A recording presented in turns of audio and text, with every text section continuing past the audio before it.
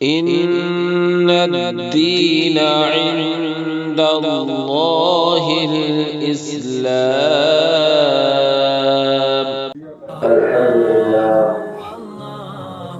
الحمد لله نحمده ونستعينه ونستغفره ونؤمن به ونتوكل عليه ونعوذ بالله من شرور أنفسنا ومن سيئات أعمالنا. من يهده الله فلا مضل له ومن يضلله فلا هادي له. ونشهد أن لا إله إلا الله وحده لا شريك له. ونشهد أن سيدنا وسندنا وحبيبنا ومولانا محمدا عبده ورسوله صلى الله عليه وعلى آله وأصحابه وأزواجه وبارك وسلم تسليما كثيرا كثيرا. أما بعد فأعوذ بالله من الشيطان الرجيم. بسم الله الرحمن الرحيم. لقد جاءكم رسول من أنفسكم عزيز عليه ما عنتم حريص عليكم بالمؤمنين رؤوف رحيم. وقال النبي صلى الله عليه وسلم: من أكل طيبا وعمل في سنته وأمن الناس بوائقه دخل الجنة، أو كما قال نبينا صلی اللہ علیہ وسلم. کہ محمد سے وفا تو نے تو ہم تیرے ہیں، کہ محمد سے وفا تو نے تو ہم تیرے ہیں. یہ زمین چیز ہے کیا لوح و قلم تیرے ہیں. اور ایک شاعر نے یوں کہا: نقش قدم نبی کے ہیں جنت کے راستے، نقش قدم نبی کے ہیں جنت کے راستے، اللہ سے ملاتے ہیں سنت کے راستے.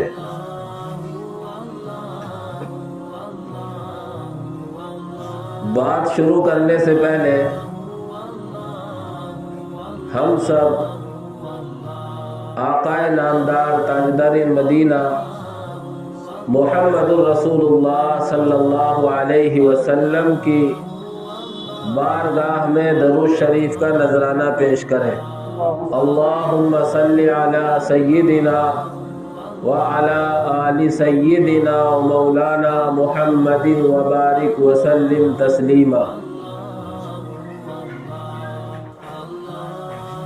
میرے بھائیوں، بزرگوں، نوجوانوں،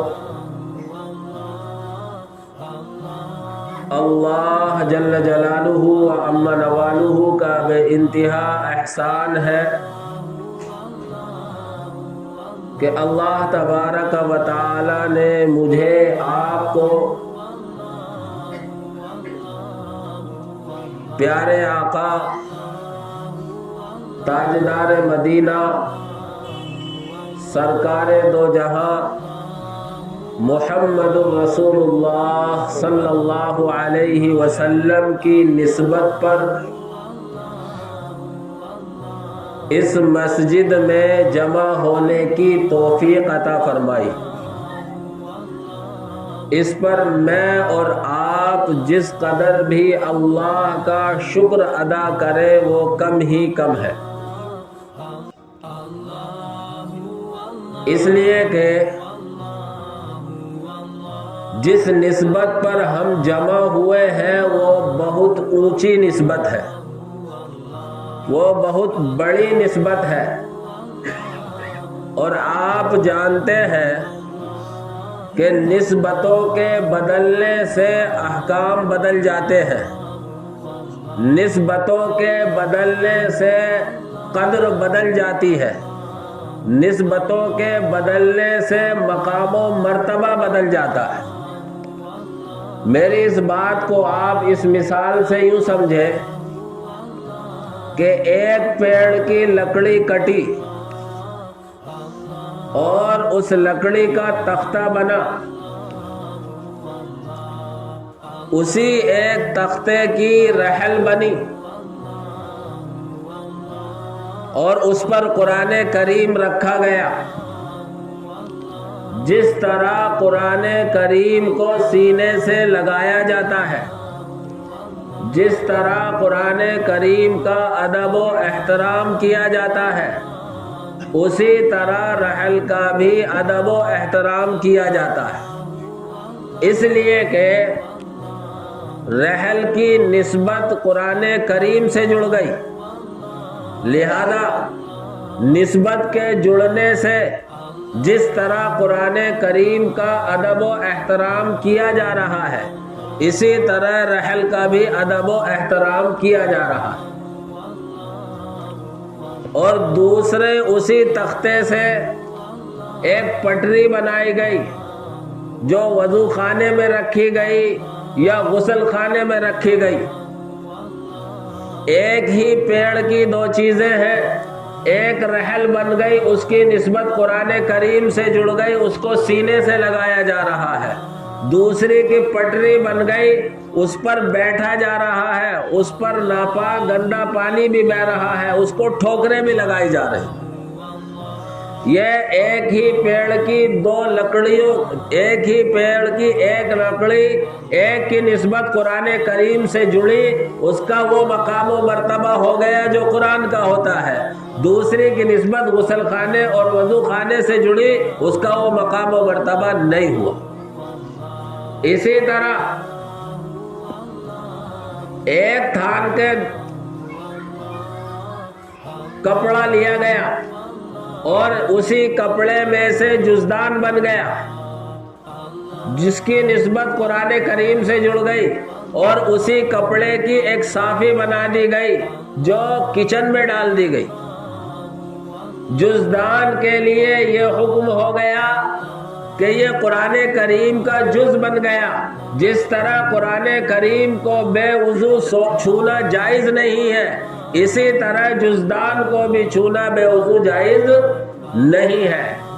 اور جو صافی بنی، جو کچن میں کپڑا رکھا گیا، اس کے لیے حکم ہوا کہ اگر کپڑا صافی میں چکناہٹ ہے، گندگی ہے، تو اسے چھونے کے بعد ہاتھ دھو لو۔ یہ کیا ہے؟ یہ نسبتوں کی تبدیلی ہے۔ نسبتوں کی تبدیلی سے مقام و مرتبے پر فرق پڑ رہا ہے۔ تو میں عرض کر رہا ہوں کہ آج کا ہمارا یہاں اکٹھا ہونا، آج کا میرا اور آپ کا یہاں جمع ہونا، دو جہاں کے سردار محمد الرسول اللہ صلی اللہ علیہ وسلم کی نسبت پر ہے۔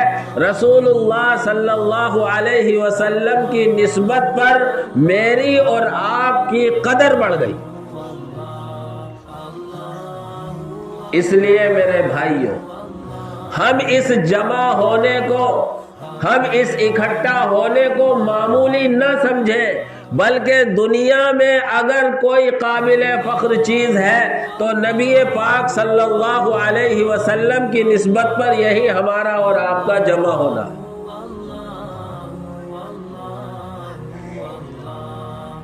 یہ نسبت دنیا میں جسے حاصل ہو گئی، یہ نسبت دنیا میں جس کے ساتھ جڑ گئی، وہ اللہ رب العزت کی نگاہ میں جیسے نبی پاک صلی اللہ علیہ وسلم کا مقام و مرتبہ ہے، اس نسبت حاصل ہونے والی چیز کا بھی وہی مقام و مرتبہ حاصل ہوگا۔ اور جس نے اس نسبت سے منہ موڑا، جس نے اس نسبت سے اعراض کیا، اللہ رب العزت نے اسے ذلت اور خار کے گڑھے میں لے جا کر ڈال دیا۔ ایک حبشہ کا رہنے والا ہے، دیکھنے کے اعتبار سے کالا کلوٹا ہے، لیکن اس نے نبی پاک صلی اللہ علیہ وسلم کے دامن کو پکڑ لیا، نبی پاک صلی اللہ علیہ وسلم کے نسبت سے اپنی نسبت قائم کر لی، آپ کی خدمت میں رہنا اور آپ کی خدمت کرنے کو قابل فخر سمجھا۔ وہ بلال حبشی کہاں کالا کلوٹا، جب نبی پاک صلی اللہ علیہ وسلم سے نسبت جڑی تو نبی پاک صلی اللہ علیہ وسلم کے دربان کے مؤذن بنے۔ ایک نبی پاک صلی اللہ علیہ وسلم کا خاندانی، بلکہ خاندانی ہی نہیں سگا چچا ہے، لیکن اس نے نبی پاک صلی اللہ علیہ وسلم سے نسبت جوڑنے کو اپنے لیے عار سمجھا، آپ علیہ السلام سے تعلق رکھنے کو اپنے لیے ذلت سمجھا۔ اللہ نے قرآن کریم میں آیت نازل فرمائی، تبت یدا ابی لہب وتب ما اغنی عنہ مالہ وما کسب سیصلی نارا ذات لہب وامرأتہ حمالۃ الحطب فی جیدہا حبل من مسد۔ صبح قیامت تک اس کی مذمت اور برائی بیان کی جاتی رہے گی۔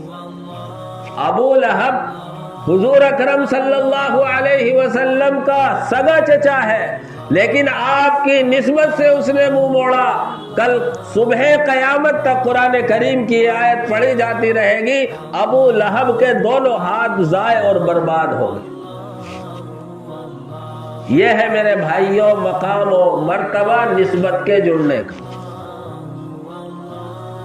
اور میرے اور آپ کے پیارے آقا حضرت محمد الرسول اللہ صلی اللہ علیہ وسلم سے جو بھی نسبت اپنی مضبوط کر لے گا، جو بھی اپنی نسبت جوڑ لے گا، میرے آقا اسے دنیا میں بھی شفیع، اور میرے آقا اسے دنیا میں بھی محبوب بنائیں گے اور کل قیامت میں بھی اس کا پورا پورا خیال رکھیں گے۔ میرے بھائیوں، میری آج کی بات کا عنوان یہی ہے کہ ہم اور آپ نبی پاک صلی اللہ علیہ وسلم سے نسبت اور تعلق رکھتے ہیں۔ میں اور آپ اللہ کے نبی صلی اللہ علیہ وسلم کو اپنا پیغمبر اور رسول مانتے ہیں۔ حضور اقدس صلی اللہ علیہ وسلم میرے اور آپ کے لیے میری اور تمہاری جان سے بھی زیادہ پیارے ہیں۔ ایک بار کو نبی پاک صلی اللہ علیہ وسلم پر ہم کسی طرح کی ذرہ برابر آنچ نہیں آنے دیں گے، چاہے اپنی ہم جان دے دیں۔ یہ ہر ایک ایمان والے کا جذبہ اور حوصلہ ہونا چاہیے۔ رکھیں گے یہ حوصلہ انشاءاللہ؟ اب میں آپ حضرات کے سامنے نبی پاک صلی اللہ علیہ وسلم امت کے لیے، میرے آپ کے لیے، پوری انسانیت کے لیے کس قدر اپنے اندر فکر اور کڑھن رکھا کرتے تھے۔ نبی پاک صلی اللہ علیہ وسلم میرے اور آپ کے لیے دنیا اور آخرت میں کس قدر شفیق اور مہربان ہے۔ میرے اور آپ کے لیے نبی پاک صلی اللہ علیہ وسلم نے اپنے رب سے کیا کچھ نہ مانگا ہے، اس سلسلے میں آپ حضرات کے سامنے چند باتیں پیش کرنا چاہتا ہوں۔ میرے بھائیوں، نبی پاک صلی اللہ علیہ وسلم کی شان میں بے شمار آیتیں اتری ہیں۔ ان میں سے میں نے ایک آیت آپ سب حضرات کے سامنے تلاوت کی ہے، جس میں اللہ تبارک و تعالی فرماتا ہے، لَقَدْ جَاءَكُمْ رَسُولٌ مِّنْ أَنفُسِكُمْ۔ اللہ ہم سب کو بتلا رہا ہے، یقیناً تمہارے پاس تمہارے ہی نسل میں کا ایک رسول آیا، تم انسانوں میں کا ہی ایک رسول آیا۔ اور بعض قرآتوں کے لحاظ سے لَقَدْ جَاءَكُمْ رَسُولٌ مِّنْ أَنفُسِكُمْ یہ پڑھا گیا ہے، جس کا ترجمہ ہوتا ہے کہ تمہارے اندر تم میں سب سے بہتر حسب و نسب والا پیغمبر آیا۔ چنانچہ یہ نبی پاک صلی اللہ علیہ وسلم کی اس آیت میں سب سے پہلی خوبی اور صفت بیان کی گئی۔ میرے اور آپ کے پیارے پیغمبر حضور اکرم صلی اللہ علیہ وسلم پوری انسانیت میں بلکہ پوری کائنات میں اللہ رب العزت والجلال کے بعد اگر کسی کا کوئی مقام و مرتبہ ہے تو میرے اور آپ کے پیارے پیغمبر کا مرتبہ. سبحان اللہ. دنیا میں نبی پاک صلی اللہ علیہ وسلم کے آنے سے پہلے اور نبی پاک صلی اللہ علیہ وسلم کے دنیا سے پردہ فرمانے کے بعد نہ کسی ماں نے آج تک کوئی بچہ ایسا جنا ہے اور نہ کوئی ماں ایسا بچہ جنے گی. اسی لیے نبی پاک صلی اللہ علیہ وسلم نے اپنی سچی زبان سے ارشاد فرمایا انا سید ولد آدم ولا فخر لی. میں تمام بنی آدم کا سردار ہوں لیکن مجھے کوئی فخر نہیں ہے.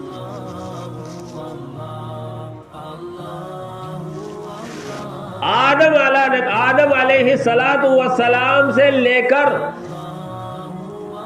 اور نبی پاک صلی اللہ علیہ وسلم کے والد محترم حضرت عبداللہ تک آپ رسول اللہ صلی اللہ علیہ وسلم کے سلسلہ نسب میں یعنی باپ دادا پردادا لکڑ دادا سکڑ دادا الی آخرہ آدم علیہ السلام تک کوئی بھی نسب میں ایسا نہیں گزرا ہے جس کے اندر کوئی تل دھرنے کی بھی برائی ہو. زمانے جاہلیت میں نکاح کے بے شمار طریقے تھے جو ناجائز تھے لیکن حدیثوں میں صاف صراحت موجود ہے نبی پاک صلی اللہ علیہ وسلم کے نسب میں جتنے واسطے آتے ہیں سارے کے سارے واسطے اس طرح کے غلط نکاحوں سے پاک.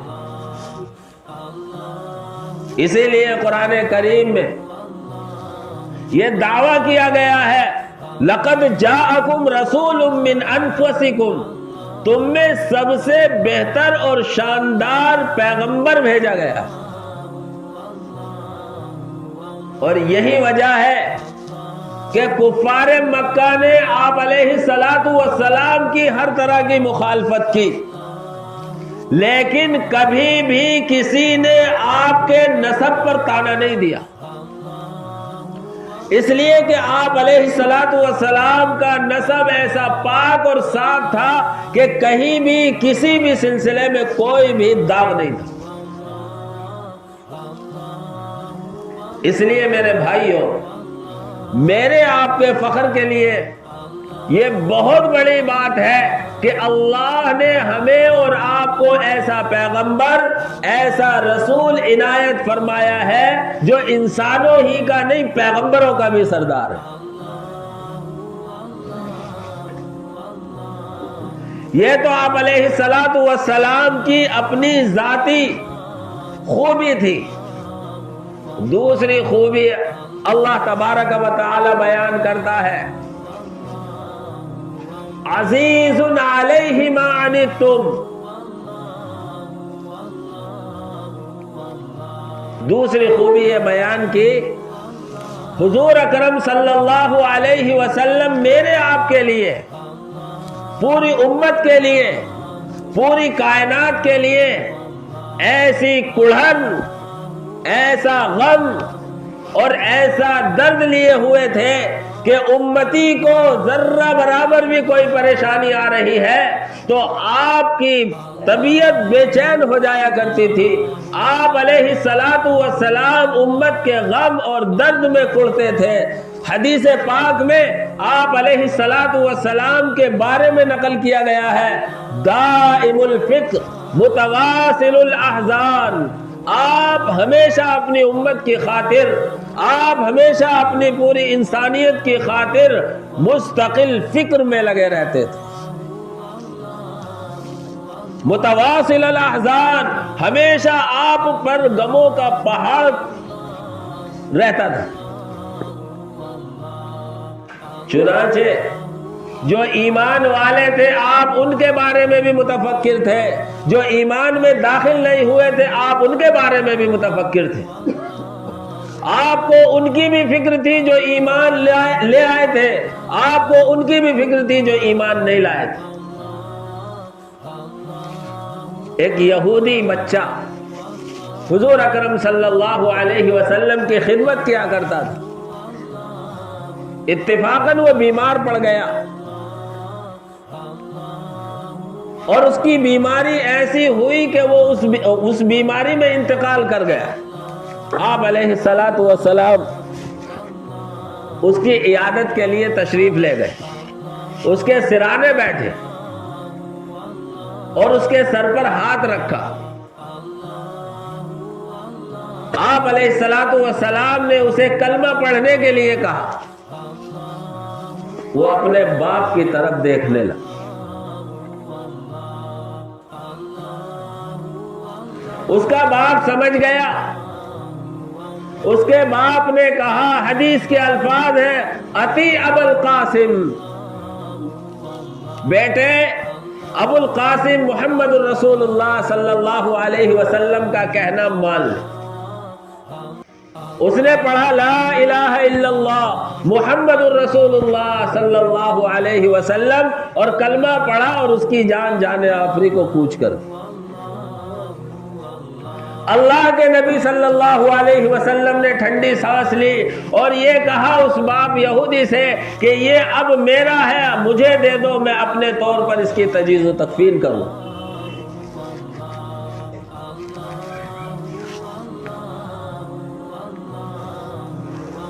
نبی پاک صلی اللہ علیہ وسلم کے بارے میں 50 آیتیں ایسی ہیں جن میں یہ بیان کیا گیا ہے کہ آپ علیہ الصلاۃ والسلام منکروں کے پیچھے محنت کر رہے ہیں، ان کے کفر و شرک سے توبہ کرنے کی فکر کر رہے ہیں۔ آپ سے کہا جا رہا ہے لعلک باخع نفسک علی آثارہم ان لم یؤمنوا بہذا الحدیث اسفا۔ اے نبی جی، ایسا معلوم ہو رہا ہے، ایسا محسوس ہو رہا ہے کہ اگر یہ قرآن کریم پر ایمان نہ لائے تو آپ ان کے ایمان نہ لانے کی فکر میں اپنی جان ہی دے دیں گے۔ قرآن کریم حق بیان کرتا ہے، اس میں کوئی لپڑی چپڑی بات نہیں ہوتی ہے۔ قرآن کہہ رہا ہے شاید آپ اپنی جان دے دیں گے۔ اندازہ لگائیے اس جملے سے کیسی فکر اور کیسی کڑن تھی آپ۔ اس لیے دوسری خوبی یہ بیان کی گئی، عزیز علیہ ما عنتم، تم پر کوئی پریشانی آتی ہے، تم پر کوئی مصیبت آتی ہے تو نبی پاک صلی اللہ علیہ وسلم کی بے چینی بڑھ جاتی ہے۔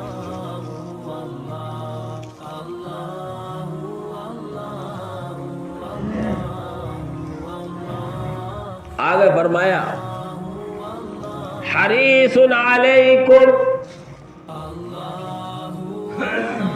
تمہارے لیے بھلائی کے حریص ہے، ہمیشہ آپ کو فائدہ پہنچانے اور بھلے کاموں میں لگنے کی فکر میں لگے رہتے ہیں۔ چنانچہ قرآن کریم کہتا ہے وَلَوْ حَرَصْتَ بِمُؤْمِنِينَ، آپ ایسے حریص ہیں، آپ ایسے ان کے ایمان لانے کے خواہاں ہیں اور چاہت رکھتے ہیں اگرچہ یہ ایمان نہ لائے۔ چنانچہ آپ علیہ الصلاۃ والسلام کے ایمان کی چاہت اور لوگوں کے ہدایت پر آنے کی ایسی چاہت تھی کہ آپ علیہ الصلاۃ والسلام نے جو طائف کا سفر کیا ہے، طائف میں آپ نے 1 مہینہ گزارا ہے، لیکن پورا شہر آپ کے لیے ایک بنجر زمین ثابت ہوا اور کوئی ایک بھی نبی پاک صلی اللہ علیہ وسلم کی دعوت پر لبیک کہنے کے لیے تیار نہیں ہوا، بلکہ لبیک تو کیا کہتے، آپ کا کہنا تو کیا مانتے، اوباش قسم کے لڑکوں کو آپ کے پیچھے لگا دیا، آپ نے ان کی ایمان کی خاطر، آپ نے انہیں راہ راست پر لانے کی خاطر اپنے لیے تمام تر تکلیفیں جھیلی، یہاں تک کہ آپ کا بدن لہو لہان ہو گیا، آپ کے جوتے تک خون سے بھر گئے، لیکن اس کے باوجود اللہم انی اشکو ضعف قوتی وقلت حیلتی وہوانی علی الناس، اللہ سے پھر بھی شکایت اپنی کمزوری کی، پھر بھی شکایت اپنی اچھی تدبیر نہ کرنے کی، اور اللہ فرشتوں کو بھیجتا ہے، پہاڑوں کے خادم فرشتے کو بھیجتا ہے، جو طائف گئے ہیں وہ جانتے ہیں کہ طائف دو پہاڑوں کے بیچ میں بستی ہے، اللہ کا فرشتہ آ کر کہتا ہے اللہ نے حکم دیا ہے، اگر آپ مجھے حکم دیں تو میں انہیں دو پہاڑوں کے درمیان لا کر پیس دوں۔ حریص علیکم،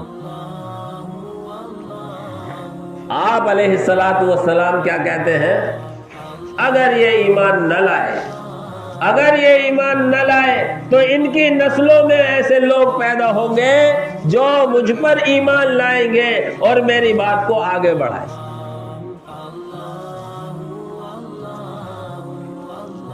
ایسا نبی، میں اور آپ، کوئی اگر ہمیں گالی ہی دے دے مارنے کی بات تو دوسری ہے، اور ہمیں کوئی سہارا دے دے دنیا کے اعتبار سے تھوڑا وہ عہدے پر ہو تو میں اور آپ پھولے نہیں سمائیں گے، بدلہ تو بدلہ ہم ظالم بن جائیں گے۔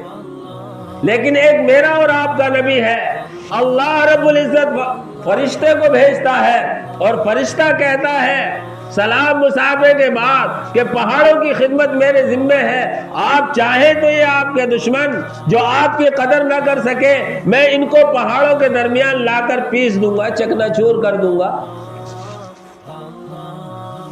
لیکن اللہ کے نبی حریص علیکم، تمہارے لیے ہمیشہ خیر کے طالب ہیں، تمہارے ایمان کے خواہاں ہیں، ایمان کے چاہنے والے، بالمؤمنین رؤوف الرحیم، ایمان والوں پر مہربان ہے، شفیق ہے۔ میرے بھائیوں، اللہ رب العزت والجلال نے مجھے اور آپ کو ایسا پیغمبر، ایسا نبی عنایت فرمایا ہے، مجھے اور آپ کو ایسے نبی اور رسول کی امت میں پیدا فرمایا ہے جو ہمارے آپ کے لیے دنیا میں بھی مستقل اللہ رب العزت سے مانگتا رہا، اور ہمارے آپ کے لیے کل قیامت میں بھی ہمارے آپ کے لیے سفارشی ہوگا، اور ہمارے آپ کی اللہ کے دربار میں سفارش کرے۔ قرآن نے یہ چوتھی اور پانچویں خوبی بیان کی ہے، بالمؤمنین رؤوف رحیم، ایمان والوں پر شفیق بھی ہے، شفقت کرنے والے ہیں، رحیم مہربان ہے۔ یہ ایمان والوں کے ساتھ خاص ہے۔ میں آپ علیہ السلام کی دنیا میں بھی شفقت اور مہربانی کرنے کے ایک دو واقعے کی طرف نشاندہی کرتا ہوں، اور کل قیامت میں بھی اللہ رب العزت والجلال کے دربار میں میرے آپ کے لیے شفیق اور مہربان ہوں گے، اس کی طرف بھی اشارہ کرتا ہوں۔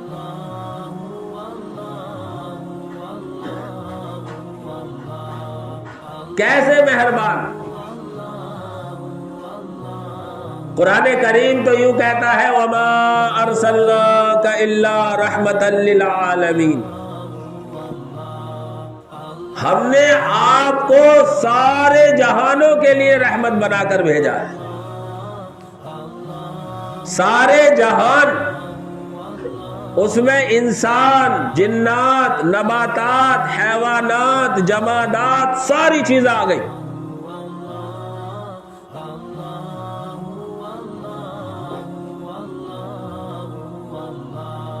ایسے رحمت والے ہمارے آپ کے پیغمبر ہیں۔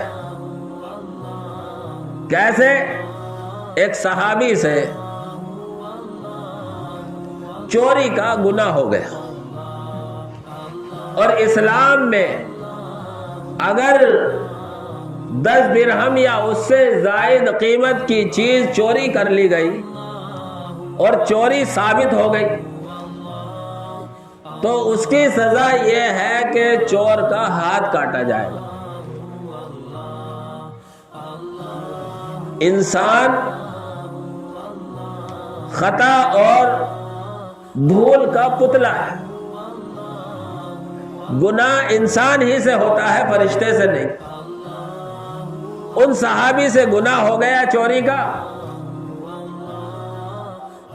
اور ان کی چوری ثابت ہو گئی، اللہ کے نبی صلی اللہ علیہ وسلم نے ہاتھ کاٹنے کا حکم جاری کر دیا۔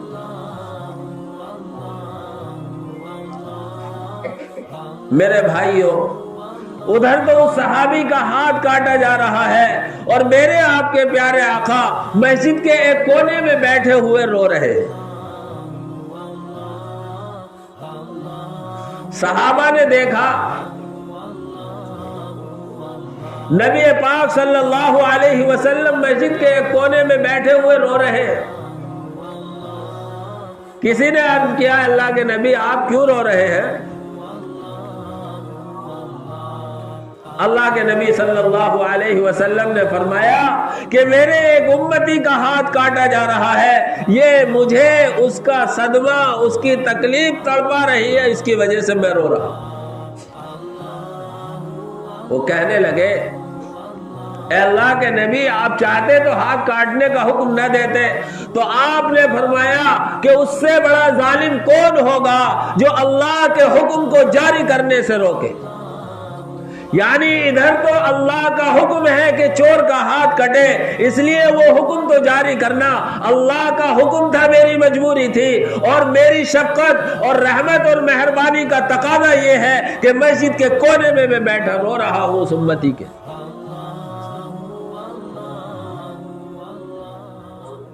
نبی پاک صلی اللہ علیہ وسلم ایسے مہربان، ایسے شفیق۔ ایک دوسرا واقعہ پیش آیا، حدیث کی کتابوں میں بڑی تفصیل سے ہے۔ ایک صحابی ہے حضرت ماعز اسلمی رضی اللہ تعالی عنہ، ان سے زنا کا صدور ہو گیا، اور شادی شدہ آدمی سے اگر زنا ہو جائے تو اسلام میں اس کی سزا یہ ہے کہ پتھروں سے مار مار کے اسے ہلاک کر دیا جائے۔ ماعز اسلمی رضی اللہ تعالیٰ عنہ کو کوئی دیکھنے والا نہیں تھا، ان کا ایمان تقاضا کر رہا تھا، مجھ سے ایک جرم ہوا ہے، مجھ سے ایک گناہ ہوا ہے، اس گناہ کی پاکی کا راستہ یہ ہے کہ مجھ پہ حد جاری ہو۔ اللہ کے نبی کی مجلس میں آتے ہیں، اقرار کرتے ہیں، اللہ کے نبی مجھ سے زنا کا صدور ہو گیا۔ اللہ کے نبی کہتے ہیں تمہیں بھول ہو رہی ہے، تم نے کسی عورت کو چھو لیا۔ چلے جاتے ہیں، پھر آتے ہیں، کہتے ہیں اللہ کے نبی مجھ سے زنا کا صدور ہو گیا۔ اللہ کے نبی کہتے ہیں ارے تم نے کسی عورت کا بوسہ لے لیا ہوگا۔ یعنی ہر چند آپ علیہ الصلوۃ والسلام نے یہ کوشش کی کہ اس کے زنا کا اقرار ثابت نہ ہو، لیکن ان کا اندر کا ایمان انہیں ابھار رہا تھا اور آمادہ کر رہا تھا کہ اللہ کے نبی مجھ پر حد جاری کیجئے اور مجھے گناہوں سے پاک کیجئے۔ جب انہوں نے بار بار آ کر اقرار کیا، اللہ کے نبی نے ان پر حد جاری کرنے کا حکم دیا۔ مسلل جنائز کے نام سے ایک جگہ تھی، وہاں لے گئے ان کو، صحابہ نے انہیں پتھر مارے، تو جب تکلیف ہوئی تو وہ بھاگے۔ ایک صحابی نے اونٹ کا پایا پڑا ہوا تھا، ان کے سر پہ مارا اور وہ وہاں گر گئے، پھر انتقال ہو گیا۔ اللہ کے نبی وہاں موجود نہیں تھے، اللہ کے نبی سے آ کر بتلایا کہ اللہ کے نبی ماعز اٹھ کر بھاگنے لگے تھے۔ اللہ کے نبی نے ایک ٹھنڈی سانس لی اور ایسے جیسے آپ کو بہت تکلیف پہنچی ہو، اور یوں کہا تم نے اس وقت اس کو چھوڑ کیوں نہ دیا تھا کہ یہ اس کے اقرار کا رجوع ہوتا۔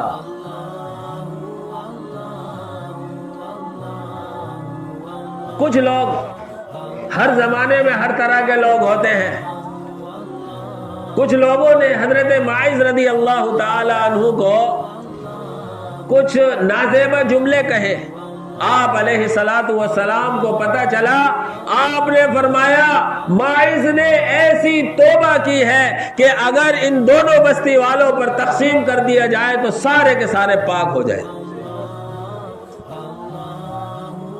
یہ تھا میرے نبی پاک صلی اللہ علیہ وسلم کی مہربانی اور شفیق ہونے کا۔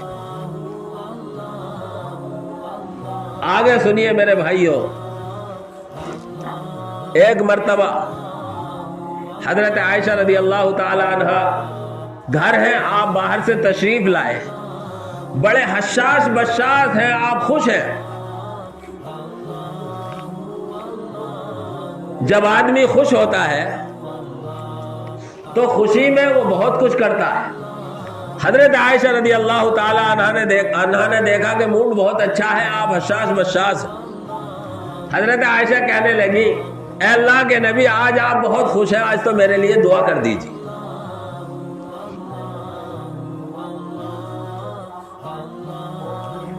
اللہ کے نبی صلی اللہ علیہ وسلم نے دعا کی، مسلم کی روایت ہے، اللہم اغفر لعائشہ ما تقدم من ذنبها وما تأخر وما اعلنت وما اسرت۔ اے اللہ عائشہ کی مغفرت فرما، اس کے اگلے پچھلے گناہوں کی مغفرت فرما، جو ظاہر ہیں جو پوشیدہ ہیں تمام گناہوں کی مغفرت فرما۔ روایت میں یہ ہے کہ حضرت عائشہ رضی اللہ تعالی عنہا خوشی کے مارے اچھلنے لگی اور لوٹ پوٹ ہو گئی۔ حدیث کے الفاظ میں فسقط راسها فی ظہرہا، جب آدمی خوش ہوتا ہے تو اس کا سر نیچے گود میں کو آ جاتا۔ اللہ کے نبی صلی اللہ علیہ وسلم نے پوچھا عائشہ اتنی خوش کیوں ہو؟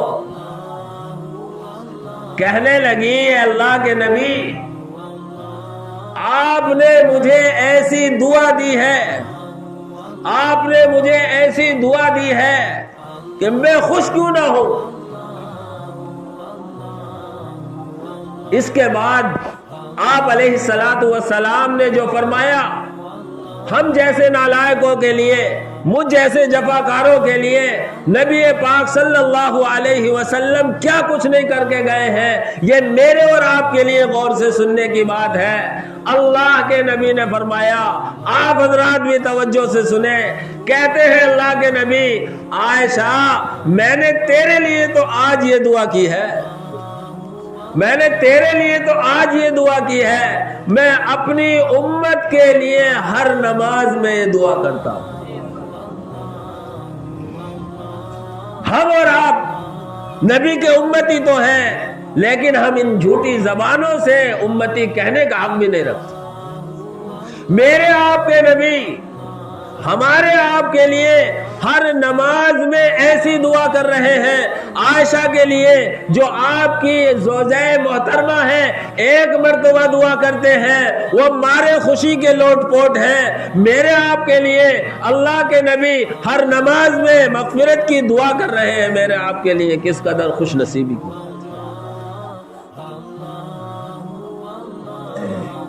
یہ تھا نبی پاک صلی اللہ علیہ وسلم کا ہمارے آپ کے لیے فکر، ہمارے آپ کے لیے کڑھن اور ہمارے آپ کے لیے متفکر رہنا۔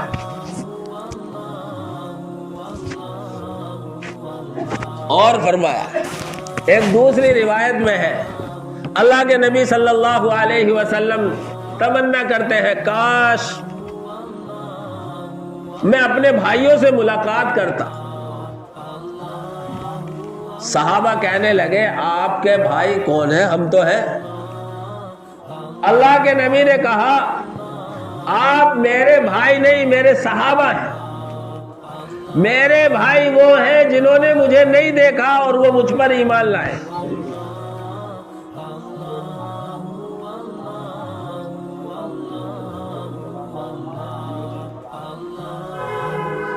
آپ علیہ الصلوۃ والسلام نے صحابہ کے لیے ایک مرتبہ دعا کی، اور ہمارے آپ کے لیے جو صحابہ کے بعد آنے والے ہیں جنہوں نے نبی پاک صلی اللہ علیہ وسلم کو نہیں دیکھا، ان کے لیے 10 مرتبہ دعا۔ اندازہ لگائیے میرے بھائیوں، میرے اور آپ کے لیے نبی پاک صلی اللہ علیہ وسلم نے کیا کچھ نہ کیا۔ اور یہی نہیں، کل قیامت میں بھی اللہ کے نبی صلی اللہ علیہ وسلم ہمارا آپ کا خیال رکھیں گے۔ اللہ کے نبی صلی اللہ علیہ وسلم جب معراج میں گئے ہیں تو حضرت جبریل علیہ السلام 7ویں آسمان تک گئے ہیں، اس کے اوپر سدرۃ المنتہا، وہاں تک گئے۔ آگے سدرۃ المنتہا سے حضور آگے جانے لگے، جبرائیل رک گئے۔